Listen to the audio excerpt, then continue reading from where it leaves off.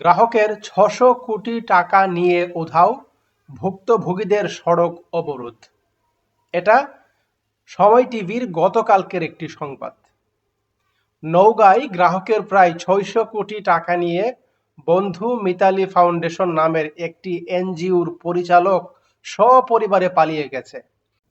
এ ঘটনায় ভুক্তভোগী আমানতকারীরা এনজিও পরিচালকের আটকের দাবিতে সড়ক অবরোধ করে বিক্ষোভ করেছে। ভুক্তভোগীরা জানায়, বন্ধু মিতালী ফাউন্ডেশন নামের এনজিও সংস্থা উচ্চ মুনাফার আশ্বাস দিয়ে প্রায় ৫,০০০ মানুষের কাছ থেকে ৬০০ কোটি টাকা আমানত সংগ্রহ করে, কিন্তু মঙ্গলবার অর্থাৎ গত ১২ নভেম্বর সংস্থার সব কার্যালয় বন্ধ করে রাতের আধারে সপরিবারে পালিয়ে লাপাত্তা হয়ে যায় সংস্থার পরিচালক ও চেয়ারম্যান। সম্মানিত ভিউয়ার, আপনারা কেউ কেউ হয়তো বলতে পারেন যে ভিডিওর থাম্বনেইলে আমি লিখেছি গ্রাহকের ৬০০ কোটি টাকা নিয়ে উধাও, কোন সে ব্যাংক? কেন আমি থাম্বনেইলে ব্যাংকের নামটি বললাম?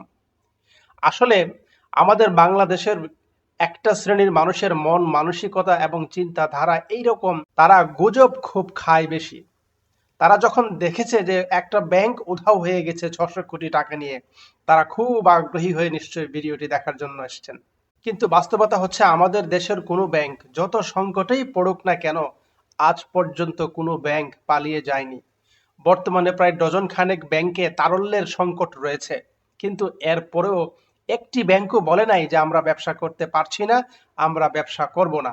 প্রত্যেকটা ব্যাংক আপ্রাণ চেষ্টা করছে, বাংলাদেশ ব্যাংকের সাথে নানানভাবে নেগোসিয়েশন করছে। একটা ব্যাংক আরেকটা ব্যাংকের সাথে নেগোসিয়েশন করছে টাকার জন্য, অর্থের জন্য। আবার কিছু কিছু ব্যাংক বিদেশি বড় বিনিয়োগের জন্য চেষ্টা করছে। উদ্দেশ্য একটাই, ব্যবসা করা, টিকে থাকা, আমানতকারীদের অর্থ ফেরত দেয়া এবং তাদের যে হারানো বিশ্বাস বা ভঙ্গুর বিশ্বাস সেটা আবার পুনরুদ্ধার করা। কিন্তু দুঃখের বিষয় হচ্ছে, বাংলাদেশের যেসব গ্রাহকের ৬০০ কোটি টাকা নিয়ে একটি এনজিও রাতের আধারে তাদের সব শাখা তালা দিয়ে পালিয়ে গেল, সেই বাংলাদেশেরই একটা শ্রেণীর ব্যাংক গ্রাহক আমাদের দেশের কিছু প্রতিষ্ঠিত ব্যাংকে, কিছু পুরনো ব্যাংকে টাকা তুলতে না পেরে তালা ঝুলিয়ে দিচ্ছে। আপনাদের কাছে প্রশ্ন, আপনারা কি শুনেছেন বা দেখেছেন যে বাংলাদেশের কোনো শাখা টাকা দিতে না পেরে তারা তালাবদ্ধ অবস্থায় পালিয়ে আছে? এই যে এত বড় সংকটের মধ্যে দিয়ে এখন ব্যাংক খাত চলছে, এখনো কিন্তু এরকম কোনো ঘটনা ঘটে নাই। আমি একটু আগে এই কথাটা বলেছি, আবারও রিপিট করলাম। আপনাদের কাছে অনুরোধ, আপনারা এগুলো করে কোনো ব্যাংক থেকে টাকা পাবেন না বা টাকা উদ্ধার করতে পারবেন না। আপনারা প্লিজ ব্যাংকগুলোকে সহায়তা করুন। আপনারা এতটুকু বিশ্বাস রাখতে পারেন যে কোনো ব্যাংকের উদ্দেশ্য নাই যে তারা গ্রাহকের টাকা মেরে পালিয়ে যাবে। তাদের উদ্দেশ্যই হচ্ছে যে একজনের কাছ থেকে টাকা নিয়ে সেই টাকাটা সঠিক জায়গায় বিনিয়োগ করে আমানতকারীকে লাভ সহ যেন সেই টাকাটা ফেরত দিতে পারে।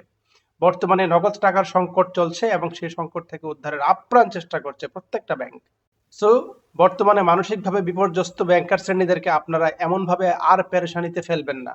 বরং আপনারা যেটা করতে পারেন, যারা ডিপিএস এর কিস্তি জমা দিচ্ছেন না তারা ডিপিএস এর কিস্তিগুলো জমা করুন, যারা ঋণের কিস্তি দিচ্ছেন না তারা ঋণের কিস্তিগুলো পরিশোধ করুন, এবং আমানতকারীগণ আপনারাও কিন্তু এক্ষেত্রে ব্যাংকারদেরকে সহযোগিতা করতে পারেন। আপনারাও কিন্তু জানেন যে আপনার পাশের অমুক ভাই অমুক ব্যাংকে ডিপিএস আছে, অমুক ভাই অমুক ব্যাংক থেকে ঋণ নিয়েছে।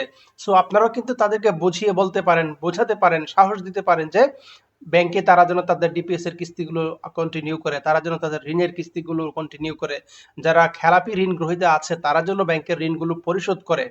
সো যদি আমরা এই সিস্টেমটার মধ্যে চলে আসতে পারি, আমরা যদি ব্যাংকের লেনদেনগুলোকে স্বাভাবিক করে দিতে পারি, অর্থাৎ যে গ্রাহক যে ব্যাংকে লেনদেন করতো সে যদি আবার সে ব্যাংকে ফিরে আসে, ইনশাল্লাহ ব্যাংকগুলোর এই সমস্যা থাকবে না এবং সেটার উত্তরণ 7 দিন থেকে 15 দিনের মধ্যেই সম্ভব। সম্মানিত ভিউয়ার, এতক্ষণ ধৈর্য এবং মনোযোগ সহকারে ভিডিওটি দেখার জন্য আপনাকে ধন্যবাদ জানাচ্ছি। আশা করছি ভিডিওটি আপনার ভালো লেগেছে এবং ভিডিওটি থেকে আপনি সত্য এবং সুন্দর তথ্য পেয়েছেন। যদি তাই মনে করেন, ভিডিওটিতে অবশ্যই একটি লাইক দেবেন, কমেন্ট করে আপনার মন্তব্য বা প্রতিক্রিয়া বা প্রশ্ন থাকলে তা জানাবেন, এবং অবশ্যই ভিডিওটি আপনার পরিচিত জনদের সাথে শেয়ার করবেন। আর আপনি যদি এখনও আমার এই চ্যানেলটি সাবস্ক্রাইব না করে থাকেন, প্লিজ চ্যানেলটি সাবস্ক্রাইব করুন এবং আমার পাশেই থাকুন। পরবর্তী ভিডিও পর্যন্ত আপনি ভালো থাকুন এই প্রত্যাশায় আজকে এখানে শেষ করছি। আসসালামু আলাইকুম।